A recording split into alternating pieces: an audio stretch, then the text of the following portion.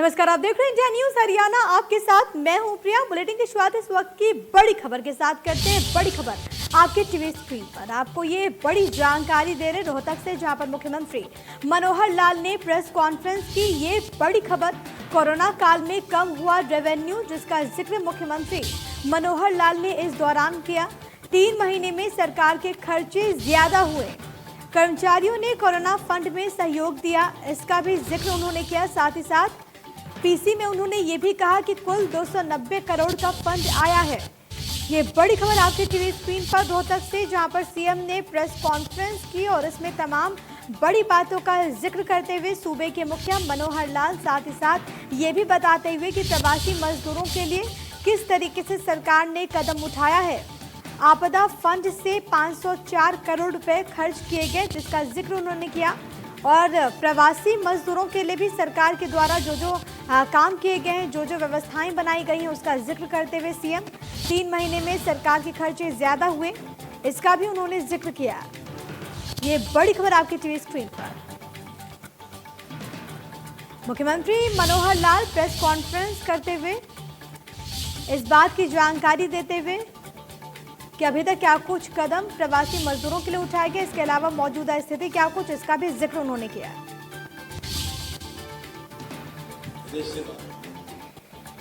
वहां चले गए थे, उनमें से की वापसी शुरू हो गई है। ऐसा मान के चलना चाहिए कि लगभग 85-90% काम ये अपनी पटरी पर आ चुका है। अगर हम उसका मूल्यांकन करें, प्रदेश का जो रेवेन्यू है उस नाते से यदि मूल्यांकन करते हैं तो हमारा एक्साइज का जो रेवेन्यू आता था वो प्राय तो उसी से मान सकते हैं कि कितनी गतिविधियां शुरू हो गई। वो प्राय पिछले वर्ष के बराबर आ चुका है। जीएसटी पिछले वर्ष के मुकाबले में थोड़ा कम है, वरना ये कह सकते हैं कि इस जुलाई के महीने में वो उसके बराबर आ जाएगा। पावर की कंजम्पशन ये जरूर अभी 80%, जितनी पिछले वर्ष जून में हुई थी, तो इस जून में 80% पावर की कंजम्पशन हुई है। सैलरी उतनी नहीं थी। और ये जो कांग्रेस रूल्ड स्टेट्स है, ऐसे सब रूल्ड स्टेट्स में इन लोगों ने कहीं डेफरमेंट 7 महीने की है, कहीं 10 महीने की है, कहीं 30% की है, कहीं 40% की है। हमने अपने विधायकों के सैलरी का कट लगाया 30%। हमने अपने खर्चे सरकार के जरूर कम किए, कोई नई परचेज जो सरकारी है उसको रोक लगा दी। ये सारी चीजें कोरोना के समय में जनता को तकलीफ ना हो, इसके लिए हमने किया है। जनता को जो तकलीफें थी उसके अंदर जिन लोगों के काम चले गए, गरीब आदमी अपना घर का गुजारा कैसे करे, उनको आर्थिक सहायता, इस नाते भी अगर मैं कहूँ कुल मिलाकर 16 लाख लोगों को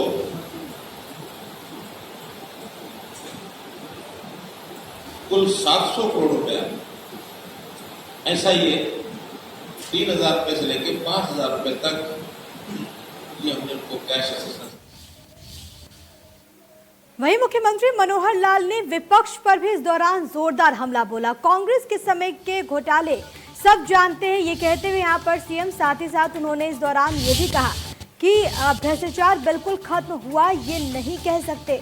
कांग्रेस ने कभी सुधार पर काम नहीं किया, हम व्यवस्था ठीक कर रहे हैं, ये भी उन्होंने कहा। साथ ही साथ ये भी कहा कि कांग्रेस को जनता ठीक नहीं मानती। ये बड़ी खबर आपकी टीवी स्क्रीन पर। मुख्यमंत्री मनोहर लाल जोरदार हमला बोलते हुए शीशे के घर वालों के दूसरों पर पत्थर नहीं फेंकते, कांग्रेस ने कभी सुधार पर काम नहीं किया, जिसका जिक्र उन्होंने किया।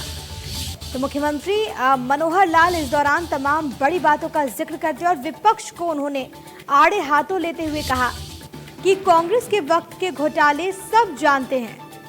साथ ही साथ सीएम ने इस दौरान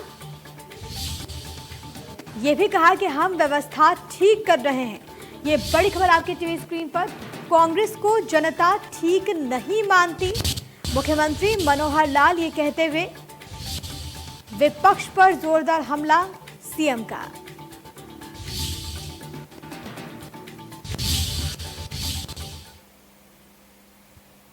वहीं आगे बढ़ते हुए बड़ौदा उपचुनाव को लेकर भी सीएम ने बड़ी बात कही है। जरा ये भी आपको बता देते हैं, बड़ी खबर आपकी टीवी स्क्रीन पर। बड़ौदा में हमारा एक कार्यकर्ता भी इन्हें हरा देगा, ये कहते हुए मुख्यमंत्री मनोहर लाल यहाँ पर, और ये भी उन्होंने कहा कि बड़ौदा वाले ये ना समझे कि उनका विधायक नहीं है। बड़ौदा में हमारा एक कार्यकर्ता भी इन्हें हरा देगा, जब तक चुनाव नहीं होता मैं हूँ उनका विधायक। तो ये बड़ी खबर आपकी टीवी स्क्रीन पर। सीएम ने तमाम बड़ी बातों का जिक्र करते हुए ये कहा कि जब तक चुनाव नहीं होता मैं हूं उनका विधायक। बड़ौदा वाले ये ना समझे कि उनके पास विधायक नहीं है, मैं उनकी समस्याओं को सुनूंगा। तो तमाम बड़ी बातों का जिक्र, इसके साथ ही साथ कई मुद्दों पर अपनी बात रखते हुए सूबे के मुखिया मनोहर लाल। तो वहीं पीटीआई के मसले पर भी मुख्यमंत्री बोले। आपको बताएं कि सीएम ने इस दौरान कहा कि हमें पीटीआई को हटाना होता तो 2015 में हटा देते। कांग्रेस के वक्त में पीटीआई की भर्तियां हुई थी, कोर्ट ने भर्तियां क्यों रद्द की, तह तक जाना होगा। पीटीआई को धैर्य रखना चाहिए, कांग्रेस को भर्तियों पर राजनीति नहीं करनी चाहिए। तो ये बड़ी बात मुख्यमंत्री मनोहर लाल के द्वारा कही गई। कांग्रेस के वक्त पीटीआई की भर्तियां हुई थी, उन्होंने सवाल भी उठाए हैं। साथ ही साथ उन्होंने ये भी कहा कि कोर्ट ने आखिरकार भर्तियां क्यों रद्द की, इसकी तह तक जाने की जरूरत है। पीटीआई को धैर्य रखना चाहिए। आपको यहाँ पर ये पता होगा कि पीटीआई जो टीचर्स हैं वो लगातार आक्रामक नजर आ रहे हैं और लगातार धरना प्रदर्शन दे रहे हैं, और इन सब के बीच मुख्यमंत्री मनोहर लाल ने बड़ी बात कही है।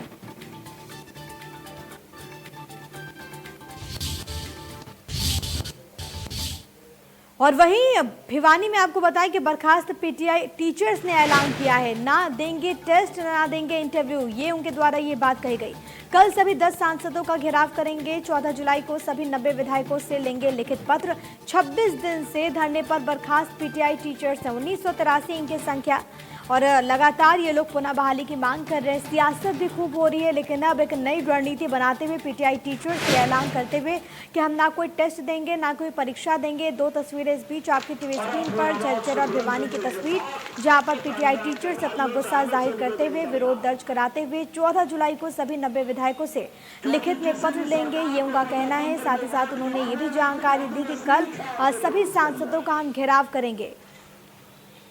लगातार ये जो विरोध प्रदर्शन है प्रदेश के अलग अलग हिस्सों में देखने को मिल रहा है। 26 दिन से धरने पर हैं बर्खास्त पीटीआई टीचर्स, और ये सिरसा की तस्वीरें हैं, यहाँ पर विरोध दर्ज कराते हुए पीटीआई टीचर्स। और पूरे सूबे की अगर बात कर ली जाए तो जगह जगह पर ये विरोध प्रदर्शन जो है वो देखने को मिल रहा है। 1983 पीटीआई टीचर्स की पुनः बहाली की मांग को लेकर ये लोग जो हैं वो सड़कों पर हैं, और अब एक नई रणनीति के तहत इनका ये कहना है कि कल वो सभी सांसदों का घेराव करेंगे और 14 जुलाई के दिन सभी विधायकों के घेराव करने का इन्होंने मन बनाया है। इधर कुरुक्षेत्र सांसद आपको बताएं नायब सैनी ने कांग्रेसी नेता रणदीप सुरजेवाला पर निशाना साधते हुए कहा कि कांग्रेस सरकार के घोटालों का खामियाजा भुगत रहे हैं पीटीआई टीचर्स। उन्होंने कहा कि मुख्यमंत्री ने सभी कर्मचारियों के हितों का ख्याल रखा। सैनी ने अभय चौटाला पर भी हमला बोलते हुए कहा कि प्रदेश की जनता कांग्रेस और अभय चौटाला की सरकार से थक चुकी थी। रणदीप सुरजेवाला इधर की बात करते हैं, वो इस जिला से हैं, यहाँ से वो विधायक भी रहे हैं और उस सरकार के अंदर वो प्रमुख भूमिका में थे जिस सरकार के अंदर उन पीटीआई टीचर्स को भर्ती किया गया है। और आज उनकी गलतियों के कारण, चाहे वो सुरजेवाला है चाहे भूपेंद्र सिंह हुड्डा, उन लोगों की गलतियों का खामियाजा वो टीचर्स भुगत रहे हैं। उन गलतियों का खामियाजा हमारे गेस्ट टीचरों ने भुगता है, परंतु उन गलतियों का खामियाजा जो हमारे पुलिस के कर्मचारी थे उन्होंने भी भुगता है। परंतु अभय चौटाला के पल्ला तो कुछ है नहीं है, वो कहाँ किस हवा में बात कर रहा है। उसकी सरकार भी हरियाणा प्रदेश की जनता ने देखी है, अकेला व्यक्ति है वो प्रदेश की जनता को गुमराह करता रहता है। उसकी मंशा है, क्योंकि पीछे भी जो शासन रहा है कांग्रेस और इनेलो का, वो ज्वाइंट सरकार चलती थी, चेहरे बदलते थे, नीतियाँ नहीं बदलती थी। उनकी सरकारों में नीतियाँ सेम रहती थी, लोगों का विश्वास इन लोगों से उठ चुका था, और जब लोगों का विश्वास उठा तो आज ये हालात उन लोगों के सामने है, चाहे वो कांग्रेस पार्टी है चाहे आईएनएलडी। इधर पानीपत में लगातार क्राइम का ग्राफ बहुत तेजी के साथ बढ़ता जा रहा है। पानीपत के गांव लोहारी में ट्रैक्टर गली में से ले जाने की मामूली सी बात पर युवक की लाठी डंडों और तलवारों से हमला का मामला सामने आया। सरपंच परिवार समेत अन्य लोगों पर युवक की पीट कर हत्या करने का आरोप है। इसराना विधानसभा हलके से विधायक बलबीर सिंह वाल्मीकि पर भी कार्रवाई में दखलंदाजी करने का आरोप है। मृतक युवक के परिजन आरोपियों की गिरफ्तारी की मांग कर रहे हैं। उनका ये कहना है कि जब तक आरोपियों की गिरफ्तारी नहीं होती तब तक वो शव नहीं उठाएंगे। जिला पानीपत के अंदर अंकुश शर्मा जो ट्रैक्टर में आंधी में पेड़ उखड़े हुए थे उनको लेकर गांव में आ रहा था। आने के बाद वाल्मीकियों की बस्ती में ट्रैक्टर को रुकवा कर लड़के के साथ हाथापाई करी। हाथापाई करने के बाद लड़के का बाप और उसका बड़ा भाई आ गए। आने के बाद वो अपने लड़के को घर में लेकर चले गए थे। घर में लेकर चलने के बाद उसको करीब 1.5 घंटे तक अंदर ही बैठे रहे। वो पुलिस के पास फ़ोन कर दिया था। 1.5 घंटे तक इसराना की पुलिस नहीं पहुंची। SHO से बात हो ली थी फ़ोन पर, वो फिर भी नहीं पहुंचे। नहीं उन्होंने उसके मकान के दरवाजे को खुलवा कर बाहर निकाल लिया। निकालने के बाद वो लड़का कल्ला दोबारा फिर पकड़ लिया उन्होंने। वहीं लड़के को डंडे, गंडासी, तेज़दार हथियार और ईंट पत्थर मार कर लड़के को वहीं ख़त्म कर दिया। ख़त्म करने के बाद जो लड़के को उठाने गए या छटवाने गए थे बाकी लोग, उनको भी सबको चोटें दी हैं। तेज़दार हथियार भी मारे हैं, ईंटें भी मारी हैं। जो बाइक थी वहाँ बाइक भी तोड़ दी। 2 ट्रैक्टर थे, ट्रैक्टर भी तोड़ दिए। मकान के अंदर जो डांगर थे, डांगरों को भी पीटा। जो लेबर वाले जीरी लगाने के लिए आए थे उनके साथ भी हाथापाई करी है। कितने लोग आए थे वहाँ पे? करीब वो जो उनकी पूरी बस्ती थी, पूरा मोहल्ला था। लेडीज भी उनके साथ थी और आदमी बच्चे सब जो भी थे ना, सारा का सारा मोहल्ला उनका इकट्ठे थे। रात को ये 2 परिवारों का आपस में झगड़ा हो गया था, वाल्मीकि समाज और पंडितों का, जिसमें 3 आदमी हुए थे चौथी के, जिसमें एक बंदा एक्सपायर हो गया, तो अभी जेड हाउस में रखा है। जैसे ही परिजन का जो भी कंप्लेंट नहीं उस हिसाब से कार्रवाई होगी।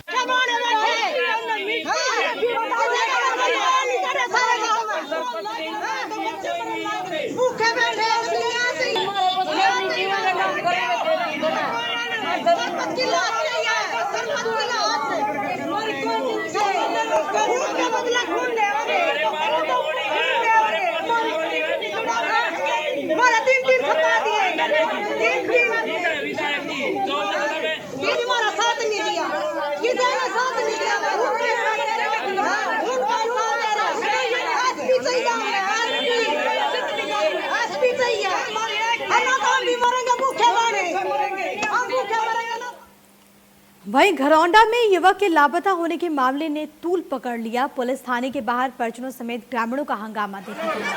कुछ युवकों पर जतिन को नहर में धक्का देने का आरोप है। आरोपियों पर कार्रवाई की मांग को लेकर परिजनों ने गुस्सा जाहिर किया। वहां पर उन्होंने प्रदर्शन किया। 1 जुलाई से दरअसल जतिन लापता बताया जा रहा है। उसकी गुमशुदगी को लेकर लगातार ये मांग उठ रही है परिजनों की ओर से कि जल्द से जल्द पुलिस उसका कुछ पता लगाए, जानकारी हासिल करे, और इसी को लेकर उन्होंने यहाँ पर प्रदर्शन किया।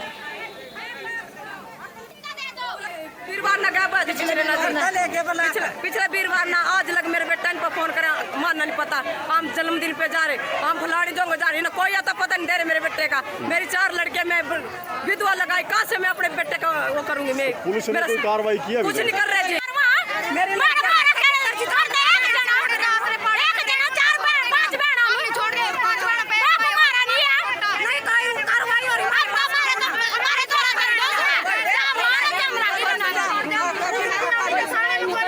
दो 3 दिन बाद ही दरखास्त दी थी, उस पर पर्चा दर्ज कर दिया था 346 IPC। उसके बाद जिन लड़का का इन्होंने नाम लिया था उनसे पूछताछ करी। उन्हें पूछताछ पर बताया भाई वो नहर में डूब गया। अब इनका ये आरोप है भाई लड़का ने कहीं गायब ना कर दिया हो।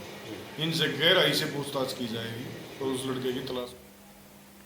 वहीं रेवाड़ी के बिठवाना से मौजूद सब्जी मंडी में सब्जी विक्रेता पर फायरिंग का मामला सामने आया। पुलिस से मिली जानकारी के अनुसार 3 नकाबपोश बदमाशों ने सब्जी विक्रेता विकास पर 8 राउंड फायरिंग कर दी। इसमें सब्जी विक्रेता घायल हो गया। गनीमत ये रही कि 8 राउंड फायरिंग करने के बावजूद भी सब्जी विक्रेता को एक गोली का छर्रा लगा।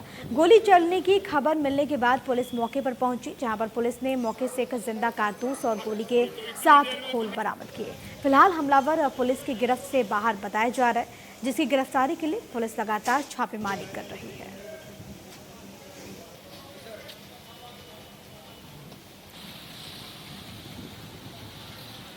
तो सब्जी विक्रेता पर 8 राउंड फायरिंग का मामला सामने आया, जिसके बाद स्थानीय लोग काफी डरे हुए हैं, सहमे हुए हैं। एक जिंदा कारतूस की भी बरामदगी हुई है। फिलहाल पुलिस हर एक एंगल से मामले की जांच करती हुई। वहीं भिवानी में एक व्यक्ति द्वारा देर रात फेसबुक पर लाइव आकर और खुद की बंदूक से गोली मारकर आत्महत्या करने का मामला सामने आया। आपको ये बताएं कि मृतक रेवाड़ी के एक निजी हॉस्पिटल में कार्यरत था और वहीं के कर्मचारी पर आत्महत्या के लिए परेशान करने और अस्पताल प्रबंधन पर समाधान न करने के आरोप लगाए। बीती देर रात घर से निकलकर और हुडा पार्क में आकर फेसबुक पर लाइव आया और ये व्यक्ति आपको बताएं कि सेक्टर 13 निवासी 38 वर्षीय साबू बताया जा रहा है। साबू रेवाड़ी में आंखों के एक निजी हॉस्पिटल कृष्णा आई अस्पताल में एडमिनिस्ट्रेटर के तौर पर कार्यरत था।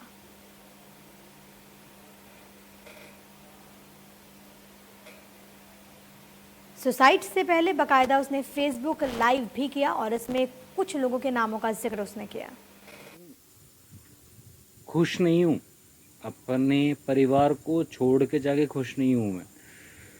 मैं किसी को छोड़ के जाके खुश नहीं हूँ, लेकिन हाँ मर रहा हूँ। अब मरने के लिए एक मतलब सुशांत नहीं है। सुशांत ने क्या किया, सुशांत ने कुछ भी ऐसा प्रूफ नहीं छोड़ा ना कि मतलब बंदा मर रहा है क्या उसको सुसाइड। मेरे पास कोई भी नहीं है भाई, मेरे पास कोई भी नहीं है, कोई भी नहीं है मेरे पास। मैं मर रहा हूँ, मुझे मरना।